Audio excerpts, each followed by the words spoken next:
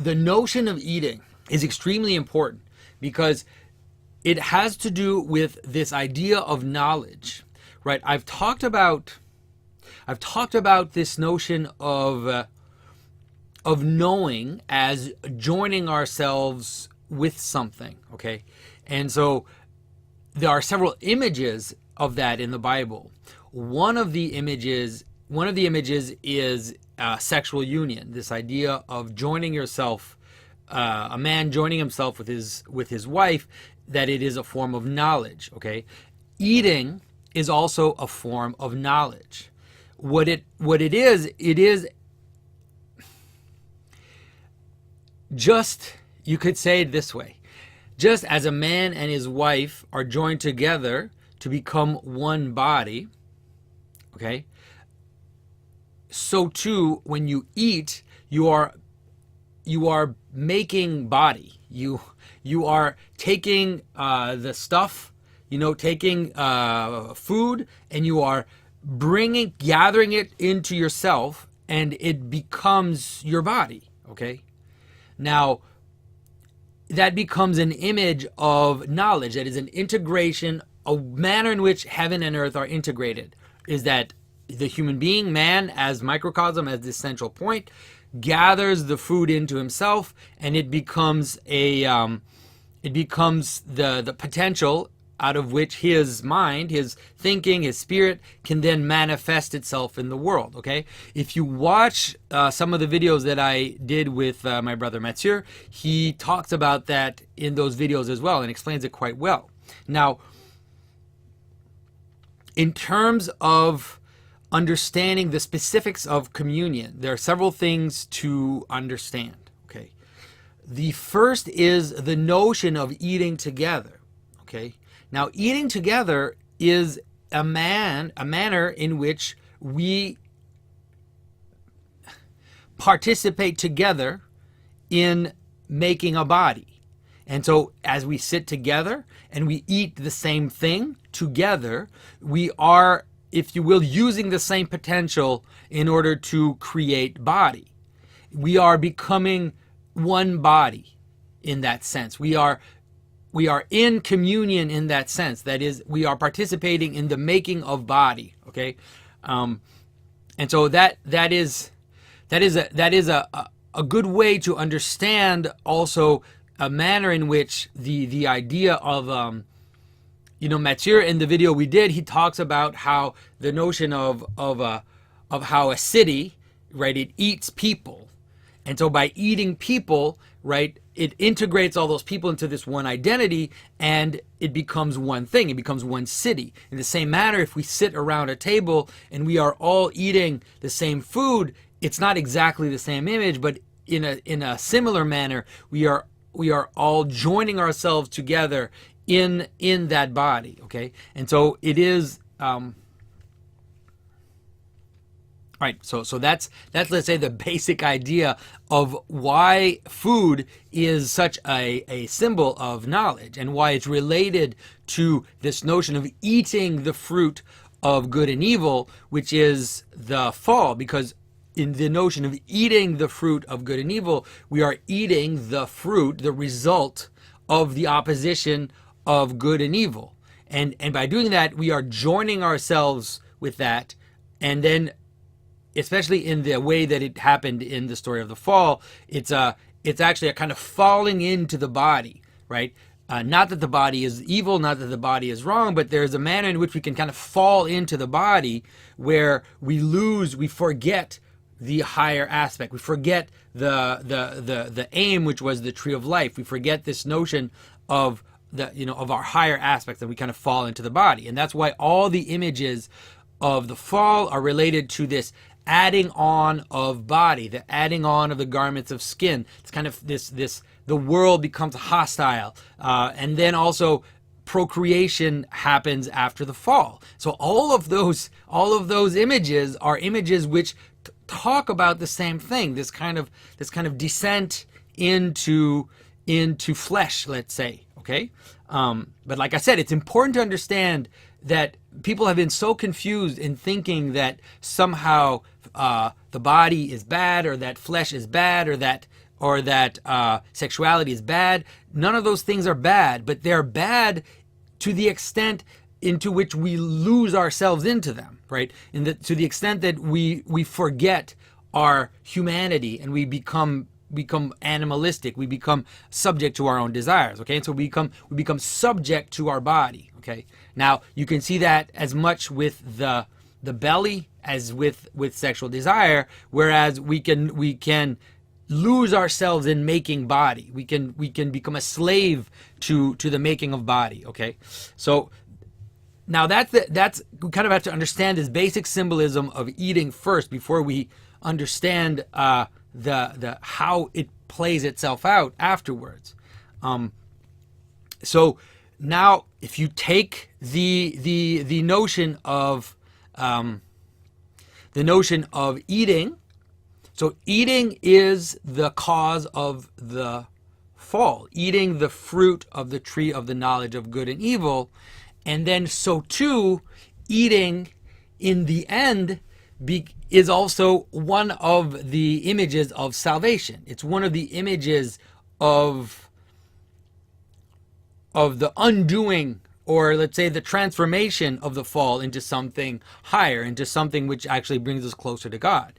Okay, so Aiden Paisley asks, I wonder if the subject could be food. And he talks about, I read this comment before. It's a good comment. He talks about Mathieu's book and how he talks about this hierarchy of how there's a hierarchy where man feeds off the animals and the animals feed off the ground. And so there's this kind of hierarchy, ontological hierarchy. And this is also related to the sacrifice of Abel, which is a sacrifice of meat up to God, but not a sacrifice of Cain. And that there's this idea of these levels of nutrition. And I think that it's a difficult question, because I do see those two structures in the Bible, and I'm not totally sure how to answer it, because I do think that the structure that Mathieu brings about is a good structure, and it's obviously helps you to understand sacrifice, and it helps you to understand a lot of things. But I think that there's also this structure, which is this movement from the garden to the vegetable to the animal, right? And so you see it in terms of this moving out towards animality, and that would have to do in the sense of moving out towards flesh. So you can see it as in the Garden of Eden, the Adam and Eve are innocent and are not covered, and that as they fall, they first cover themselves with leaves, and then that's insufficient, and then they're kind of chased out of the garden, and then they're covered with skins. And so you can, if you see it, like I keep giving you guys this structure, if you see it as this kind of the cosmos as a mountain and moving out towards the flood, towards the ocean, you see that after they've crossed the flood, like after the world has kind of finished and started again, at the second cycle, you could say, then God permits Noah to eat meat, right? And so you really have this sense of moving further and further out, and that eating meat is in a way a sign of being further out, let's say, like moving further and further away from this whole system. And you see the same structure in the tabernacle. So you have the Holy of Holies, then you have a veil of vegetable, you have a linen veil, and then you have a wool veil, right? Which is kind of like it's an animal veil, but then it still has something fine about it. It's just the hair. And then finally on the outside, you have actual skins that are covering the tabernacle. And so that structure is also there. It's kind of moving out into animality. And in the Christian tradition, we really see that as this kind of moving out into the passions, for good or for bad. This idea of being tempted by our animal selves, let's say. And so that's why in the Orthodox Church we have fasting periods, and in monasteries often they'll have some extreme ascetics will only eat vegetables, and why we also have eating only vegetables. But in the Christian tradition, there's this notion of moving towards the center, let's say, right, and then kind of, let's say, backtracking the fall, and part of that idea of fasting has to do with that. but there's also this notion of the fullness, and in that fullness, there's also this notion of the feast, right? Of this notion of moving out towards the outside. And so an example of that, you can see it in the story of St. Peter, who has a vision and sees the drape fall down from heaven, and the drape is square. You can see it. It's like a circle, right? It's being held up by this by its corners, and it's like a circle, and then it spreads itself out and becomes a square, right? So it's like really is this idea of moving out into manifestation, you could say, right? A church has a dome and a square body, so it's this moving from the circle to the square, and then in that square he has all these meats, all these this mixture of meats, of kosher and non-kosher meats, and God tells them to eat, right? And this idea of he tells them to eat has to do with this notion of moving out towards the foreigner, and also how the foreigner can now participate in the life of the church, how the Christian church can integrate things until the edge of the world. And so those two, I think in a way, it's like those two traditions are totally complementary. But I mean, it would be interesting to ask Mathieu about his vision of those two structures and see how he sees them related to each other. Okay, so 80s nostalgia guy asks, what is the symbolism of fasting? Is it about purification? Is it about sacrificing our own flesh? Why does God choose to speak to those who fast? Yeah, I think it is about purification. It's about leaving the things that come from the outside and focusing on that which is inside, and so you remove the garments of skin, you remove the outer, because when you eat or when you engage in sex, or when you do things like that, then you're kind of giving yourself out, right? You're moving out, so you're focusing your attention on things which are coming from the outside, pleasures, all of that.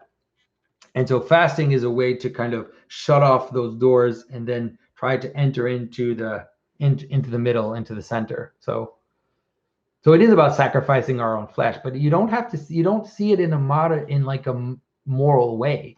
You don't have to see it in like, you're bad, you have to sacrifice your flesh. It's like, it's not that. It's really about moving away from the outside and kind of, let's say, casting off the outer layers and moving in towards the center. So usually we fast before an important feast, like Pascha or like Christmas.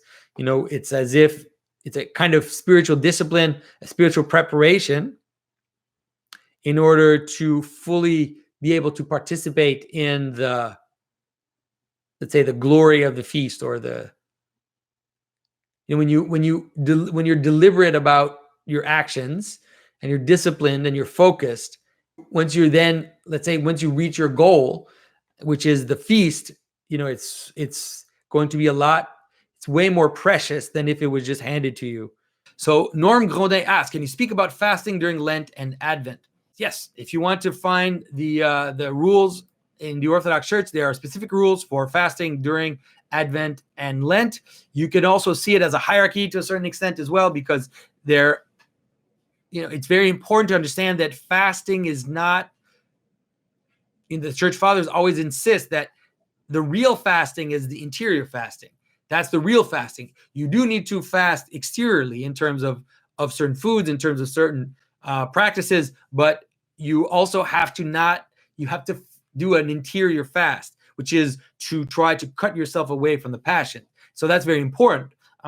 But if you look online, just look Orthodox rules for Lent, you'll find, you don't eat meat, you don't eat fish.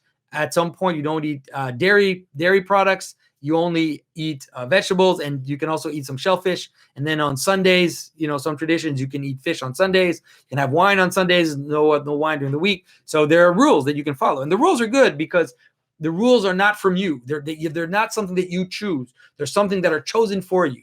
And because they're chosen for you, then they are something which manifests your humility. You have to submit to something which is exterior to you. And what it does, it shows you how weak you are, because, oh my goodness, it's so funny because you could any day decide not to eat certain things and it's no problem. But when there's a rule and you have to follow it for a certain amount of weeks, all of a sudden it's like, oh man, that cheese looks really good. It's like, oh, you know what? It's not a big deal. It's not a big deal. All of a sudden, you can discover yourself. You discover just how weak you are and how you have these different personalities in your mind that switch on. And all of a sudden, yeah, it's definitely something that's worth the exercise.